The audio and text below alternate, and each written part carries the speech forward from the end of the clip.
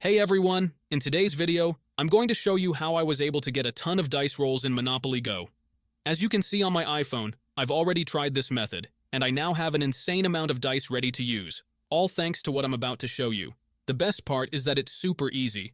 Just follow along with the steps in this video, and you'll be able to do the same thing. Seriously, by the time you reach the end, you could be getting a crazy amount of dice and resources in Monopoly Go too.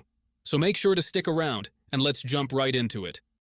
Before you can use this method, there are some settings you need to change. These settings apply only for iOS devices.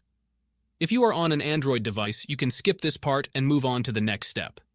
Head into your settings, tap on General, and make sure that background app refresh is turned on, either for Wi-Fi or for both Wi-Fi and mobile data.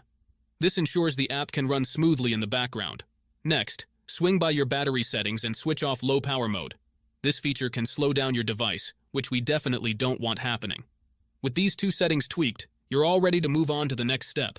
What you need to do next is open up your internet browser, in my case it's Safari, and go to the website called apptweakers.com. AppTweakers is a website where you can find many apps and games with awesome features. Once you are on the website, search for Monopoly Go and click on it. To get started, simply click the download button and give it a moment to install.